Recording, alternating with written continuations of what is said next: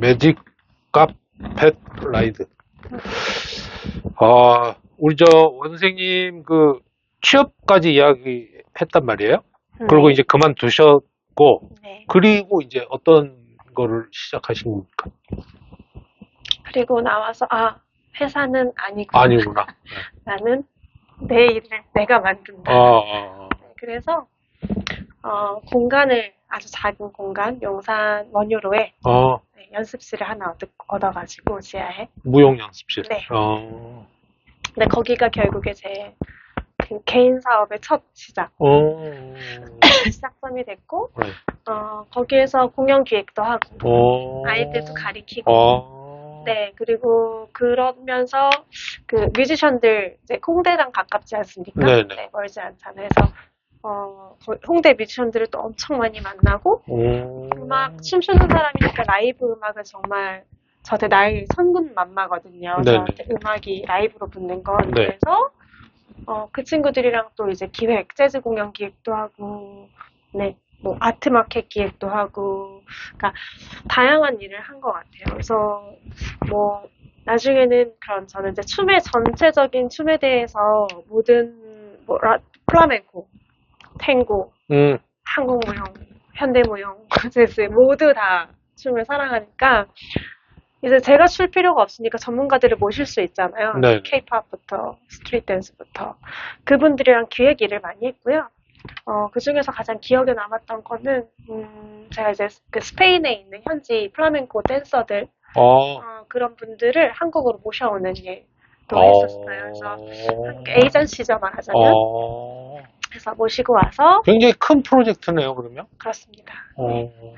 그런 이제 어쨌든 그런 프로젝트를 또 이렇게 요청 주시는 또 분들이 계셔가지고, 네. 혹은 그때도 역시 재단들이랑 또 같이 하고요. 네. 그래서 제가 이제 모시고 직접 스페인 가서 섭외해서 계약해서 한국에 모시고. 굉장히 다채로운 일을 하셨네요. 네. 저한테는 그냥 기획 이렇게 하나로 정리되는 네, 그런 일들을 좀 했고, 그리고 그 일을 한참 하다가 그대로 중국에 넘어갈 수 있는, 그러니까 일 때문에 넘어갈 수 있는 계기가 생겨서 좀 왔다 갔다 하면서 좀 내가 할 수 있는지 좀 보다가 한번 살아볼까? 중국에? 네, 그래서 결정을 하고 트렁크 하나 들고 떠납니다. 중국으로? 네. 그 중국은 땅덩이가 넓잖아요. 네, 중국 상해랑 소주 이 두 군데에서 이렇게 저희 이제 주 무대로 삼고 수저우라는 곳에 이제 공간 하나 똑같이 또 만들어서. 네. 대단하시네. 거기에서도 또 비슷한 일을. 중국말을 원래 하시지는 않았을 거 아니에요? 안 했죠. 오른쪽, 왼쪽도 모르고 갔어요. 그래서, 네, 처음에 엄청 무서워했는데, 1년 처음 어학당 다니면서 1년이 너무 재밌더라고요. 네, 그렇게 한 5년 정도 중국에서 코로나 때문에 이제 한국에 돌아왔죠. 네. 봉쇄 네, 그렇죠. 되니까. 그리고 이제 비자 때문에 사실 다시 하러 돌아왔는데, 이제 비자 있어도 오지 마라 라고 했던 신문을 이렇게 탁 시진핑이 했던 때가 있었습니다. 그래서 그때를 계기로 고민을 하다가 다시 완전 귀국하고, 그리고 한국 돌아와서 지금의 이제 우아라는 회사, 예술교육회사, 어린이를 위한 예술교육회사 우아를 만들었고요. 또 이제 이거 거의 동시에 이제 몸집이라는 예술심리치료센터를 세우게 됐습니다. 이 진짜 책이 여러 권이시네요, 진짜. 네. 보통 사람은 책 반 권 정도도 쓰기 쉽지 않거든요. 근데 네. 제가 볼 때 지금 이미 한 4권은 넘으신 것 같아요. 네. 대단하신 분이시네요. 그냥 생각하면 행동하는 그것 때문인 것 같습니다. 네. 진짜 대단하신. 실제로 이제 심리를 좀 해보시니까, 네. 보통 사람들도 사실 다 아픔이 있거나 그렇잖아요.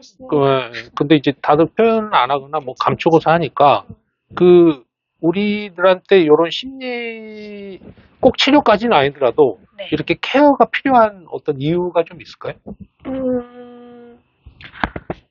이유라고 하면요. 사실 그냥 잘 먹고 잘 살기 위해서요. 그렇겠죠. 잘 먹고 잘 살기 위해서인데, 어, 일단 저는 멀리 가서 보지 않고 저 자신을 봤을 때, 그 케어를 평상시에 안 하면, 그러니까 제가 이제 한 2014년도? 13년도 그런 그 공연 작품을 했었는데, 네. 봄을 만나러 갑니다라는 제 첫 번째 안무작이 있어요. 네, 봄을 만나러 갑니다. 네, 봄을 어, 만나러 어. 갑니다. 근데 그게 자기 안에 그 무의식, 아까도 말씀드렸지만 몸은 무의식 그 자체거든요. 네. 그래서 나도 몰랐던 내 기억이 몸 안에 다, 이렇게 우리가 그 자동 반사하는 거 있잖아요. 그게 사실은 어떤 기억이나 경험이 있는 거거든요. 아. 그래서 그런 경험들 혹은 상처들, 그거를 내가 마주하지 않고 계속 살다 보면 결국 어딘가 어긋나요. 성격이 삐뚤어지던, 사람들과 관계가 나빠지던, 어디 하나가 어긋나서 결국에는 내가 그거를 좀 마주하는 거, 일반인들에게 있어서 힐링이나 케어나 치료라고 하는 것들은 저는 그런 개념이라고 보거든요. 그래서 그 안무에서 얘기했던 건 그걸 좀 마주하고 스스로가 좀 그 씻어내는 작업을 해야 돼요. 목욕 가듯이 우리가 뭐 거창하게 생각할 것도 없고 뭐 일주일에 한 달에 한 번 목욕 가고 산책 가듯이 그런 환기가 꼭 생활적으로 필요하다고 생각해요. 그게 이제 몸과 마음 건강에 유지를 하는데 나중에 한 번에 암처럼 아프지 않고 네, 그렇게 이제 계속 외면을 하면 어느 순간 그거를 뭐라 하죠? 이렇게 괴리가 약간 해리가 오면서 해리가 온 친구를 본 적이 있는데 그러면 거의 무중력 상태가 돼요, 사람이. 내가 여기 있지만 여기 있다고 느끼지 못하고 사람들이 닿아도 이게 닿는다고 느끼지 못하고 근데 실제로도 그게 몸으로도 오거든요. 그게 신체화라고 하는데 그래서 그런 것들을 이제 미리미리 예방하기 위해서 우리가 조금 더 환기하고 살자 이런 개념으로 생각하시면 될 것 같습니다. 그런 분들이 꽤 됩니까? 그럼요. 그래요? 네. 드러내지 않죠. 보통은 이제 강박 을 엄청 갖고 있거나 막 확인했는데도 계속 여러 번 확인을 한다거나 근데 사람들 앞에서는 드러내지 않고요. 그치. 네.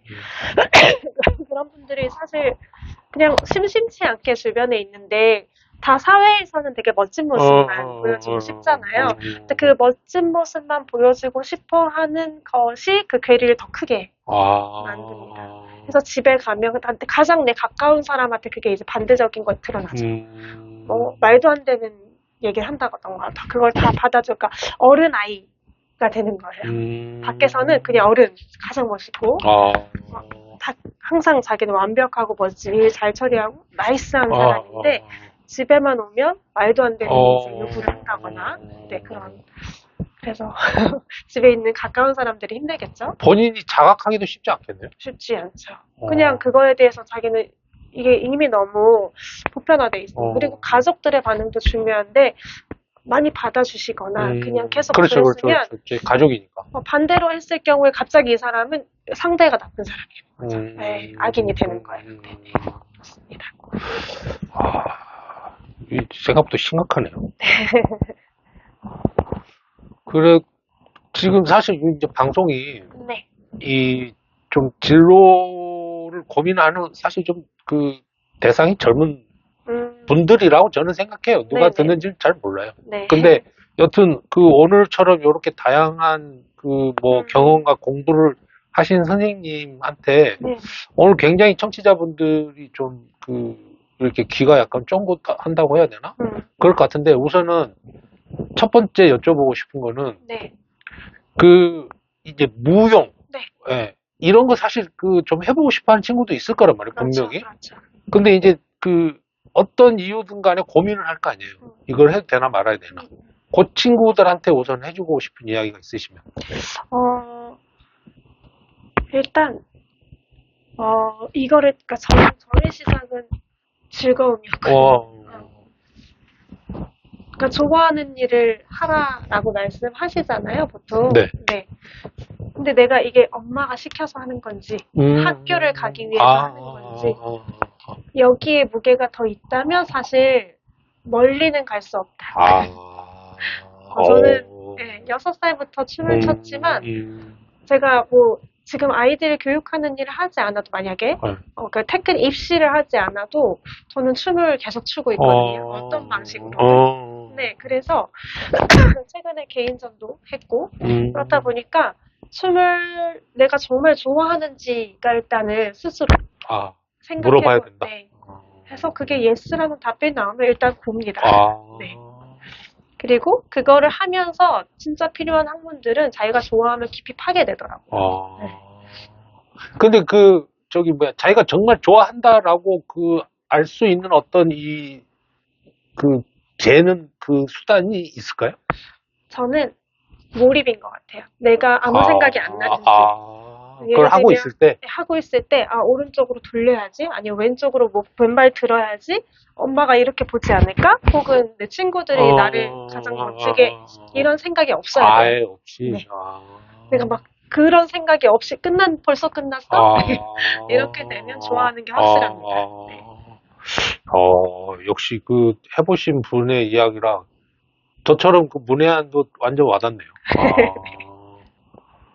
그러면 무용은 그렇고 또 이제 공부를 계속 하시는 분 중에 사실은 요 심리 쪽이나 심리 치료 요즘은 사실 힐링 이런 게 굉장히 또 다양해지기도 했잖아요. 그러면은 예를 들어서 이제 본인의 미래와 진로를 이런 누군가의 이제 이타적인 치료, 심리 요런 걸 하고 싶은 분들한테 해주고 싶은 얘기. 일단 저는 그런 일을 이타적인 거를 이제 난 심리 치료사가 될 거야 이렇게 먼저 생각하는 분들한테 첫 번째는 역시나 저는 이제 공부를 하면 느끼는 게 제가 가장 좋거든요. 내 마음을 이제 들여다볼 수 있고 그래서 저는 너무너무 적극적으로 환영이고 그런 공부를 함에 있어서 제가 좀 일찍 시작했다면 어땠을까 이런 생각을 해보면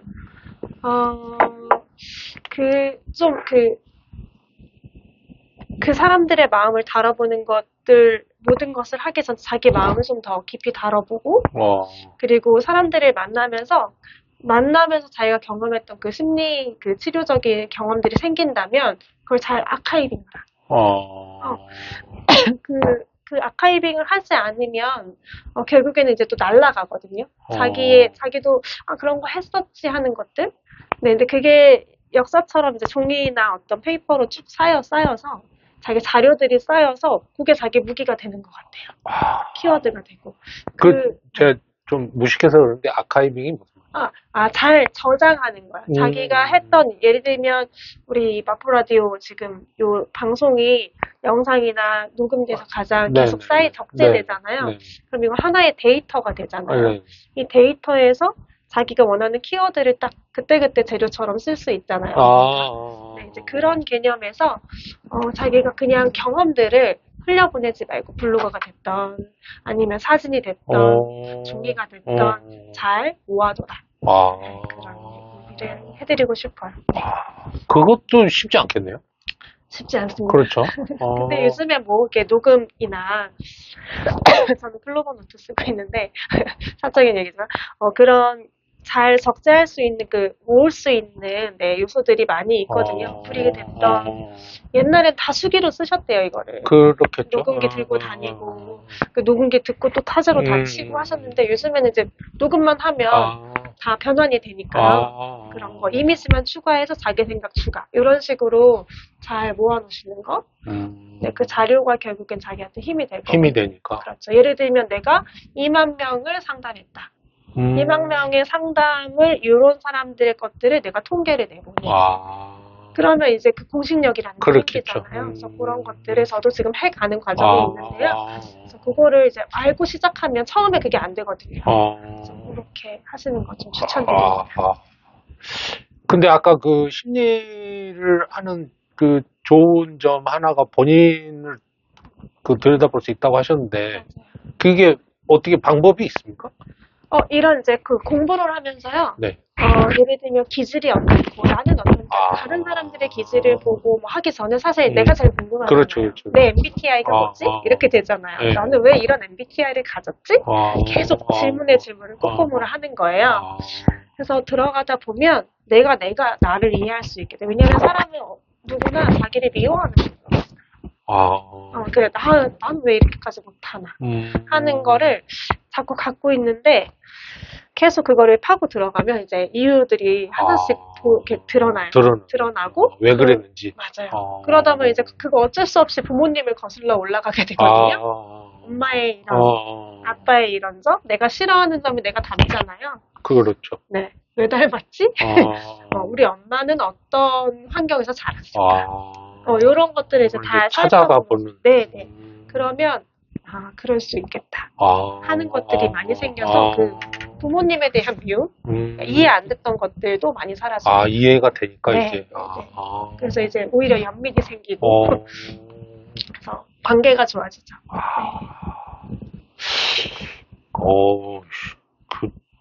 중요한 일이네요. 네.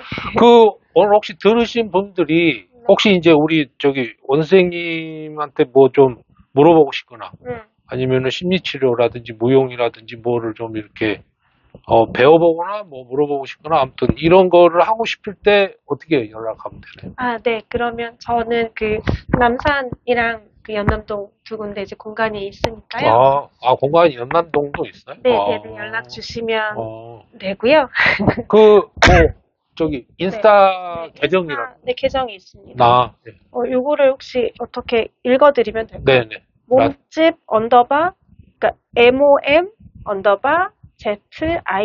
몸집입니다. 그게 이제 인스타 계정이라시는 거죠? 맞습니다. 원은혜라고 치면 안 나오나요? 원은혜라고 쳐도 나오죠. 네. 원은혜 아트라고 치면 사실 다 두 가지가 같이 나오거든요. 그래요? 제 계정으로 들어오시는 게 제일 빠르실 수도 있습니다. 알겠습니다. 우리 원은혜 선생님한테 좀 뭐 궁금한 거 있으시면은 그 인스타로 원은혜 치시면 바로 나옵니다. 연락하시면은 아마 좀 도움을 받으실 수 있지 않을까. 되게 다양하게 좀 궁금하신 분들이 많을 것 같아요. 네. 그러시고, 우리 선생님이 아까 공조로 책을 내신 게 있다고 하셨는데, 네네네. 그 책 소개 한 번만 해주시죠. 네, 잠시만요. 이것도 제 그 인스타에도 지금 나와져 있는데, 네. 저는 이제 이거를 몸의 인문학이라고 얘기하거든요. 네네. 그래서 내 몸을 살리는 아트 테라피라는 제목으로 저는 여기 참여했고요. 내 몸을 살리는 아트 테라피. 네, 아트 테라피 하면 조금 더 쉽지 않을까 싶어서 네네. 이렇게 좀 풀어서 써봤고, 인문학 강의 강사 편람이에요. 그래서 요거 한 30분 정도 되시는 분이 같이 다른 주제를 가지고 공정했습니다. 인문학 강의라고 치시면 또 이제 이것도 교보나 여러 군데서 구매 가능하시고요. 언제 출간된 거죠? 올해 3월. 네네. 올해 3월? 네네. 그건 최근이네요. 네, 최근입니다. 책까지 내시고. 네. 책 반응은 좀 있나요? 네, 어쨌든 강의 문의가 조금씩 들어오고 있고요. 어쨌든 저희가 인문학 강의를 베이스로 전문가분들이 모여서 이제 낸 책이어가지고. 무용 전공하신 분이니까 여쭤보는 건데, 좀 이렇게, 저처럼 이렇게 전혀 춤하고 이제 연관이 없이 사는 사람도 꽤 있잖아요? 그렇죠. 근데 이제 가끔 그런 생각은 들어요. 한번 배워볼까? 뭐 이런 거. 그러니까 우리 삶에 있어서 이런 거는 좀 어떻게 보면 좋을 것 같습니다. 저는 보통 어떻게 소개드리냐면, 인생 죽기 전에 한 번은 내가 알고 죽으면 내가 춤을 알고 전후의 인생이 다르다 라고 예상론자이기 때문에 이렇게 말씀드린 부분도 있는데 잘 안 알아두실 수도 있잖아요. 그래서 그런 분들한테 그냥 집에 불 꺼놓고 좋아하는 음악 틀고 음악을 좀 타라. 그것도 춤이거든요. 왜냐면 이 분들이 첫 번째는 이렇게 움직이는 게 귀찮아일 수도 있지만 부끄러운 경우가 많으세요. 그렇겠죠.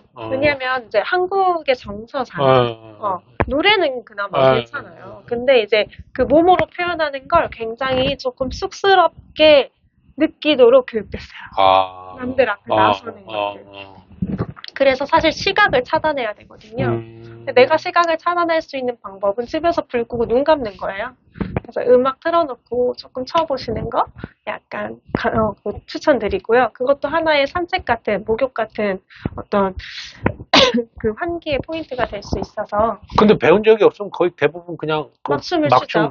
막춤을 추죠. 그래서 그런 분들을 제가 이제 조금씩 만나고 있는 거고, 그분들한테는 제가 딱 두 마디 드립니다. 혹시 두 발로 그러니까 걸을 수 있습니까? 그리고 숫자 8번까지 박수를 칠 수 있습니까? 박수 8개까지 셀 수 있어요? 네. 네. 그 두 가지가 있으면 출 수 있습니다라고 설명드리는 게, 결국에는 아까도 말씀드렸지만 리듬, 그리고 춤은 규칙이에요. 리듬이 있으면 춤을 출 수 있는데, 팔을 반을 쪼개면 4죠. 네. 또 쪼개면 2. 다시 1. 이게 이제 8, 4, 2, 1로 있으면 그거대로 걸으면 그게 춤이에요. 네, 그래서 8번 걷고, 4번 걷고, 2번 걷고, 1번 걷고. 그러면 이제 그 음악에 맞춰서 춤을 출 수 있거든요. 굉장히 쉽네요. 그렇게 말씀하시니까. 그게 춤이에요. 다른 게 춤이 아니고. 그리고 제가 올해 아까 그 개인전 했다고 말씀드렸잖아요. 요 몸몸이라는 개인전이었는데, 여기에서 그런 내용들을 다뤘었어요. 예를 들면 이제 선생님은 여기 마포 라디오에서 여기 오늘 루틴이 있으시잖아요. 네. 와서 뭐 피고 항상 그 반복적으로 하는 루틴이 있으시잖아요. 그게 사실 규칙이거든요. 그거에 리듬을 붙이면 그게 루프가 돌면 그러면 그게 춤이 되는 거예요. 그런 전시를 했었어요. 바리스타의 춤, 이발사의 춤. 네네. 매일 그분은 100번을 깎고 똑같은 동작을 하시거든요. 거기에 비트만 드롭 더 비트 하시면 춤입니다. 네네. 갑자기 굉장히 잼스 같다는 생각이 듭니다. 그렇게 춤을 또 시작할 수는 있네요. 그렇죠. 어디 갈 필요도 없고요. 그냥 매일 있는 자리에서 할 수 있습니다. 루틴. 네, 루틴. 우리 개인 강습을 좀. 네. 알겠습니다. 네. 이 라디오 방송 시간이 이제 거의 다 돼가서. 네. 어떻게 오늘 방송은 어떠셨어요? 너무 유쾌하고 재밌고 또 잘 이끌어주셔가지고. 네. 재밌었습니다. 이야기의 한 10분의 1도 저는 못 들은 것 같다는 느낌이 약간 들긴 합니다. 네. 그래도 이런 이야기를 나눌 수 있는 자리가 있어서 또 감사합니다. 알겠습니다. 마지막으로 요거는 좀 짧게. 네. 우리 선생님의 버킷리스트. 네. 꿈꾸고 계시거나 계획하시는 거. 글쎄요. 지금 계획을 엄청 세우는 사람이 아니어서 그리스인데 이끄시는 대로 하고 있기 때문에. 네. 하지만 이제 올해 논문 두고 있어요. 논문을 석사. 논문. 시각장애인 분들이 춤출 수 있게 하는 프로젝트를 좀 준비하고 있어서. 석사 내용이? 네, 내용이기도, 논문이기도 하고, 프로젝트이기도 해서. 그것도 기대되네요. 6개월 정도 해서 공연을 올렸고요. 그래서 이제 그 친구들 조금 더 같이 잘 이 프로젝트가 진행되는 거. 그래서 좀 더 많은 시각 친구들이 춤을 출 수 있었으면 좋겠어요. 선입견을 좀 버리고 실질적으로 좀 그들한테 필요하거든요. 몸을 만졌을 때 기능이 많이 저하되어 있어서 필요한 일이라서 알겠습니다. 해보고 있습니다. 석사 꼭 너무 잘 되기를 바라겠고요. 네. 오늘 나와주셔서 너무 감사합니다. 감사합니다. 네. 오늘 춤추는 심리치료사 원은혜 선생님과 말씀 나눌 것 같습니다. 마지막 곡 듣고 마무리하겠습니다.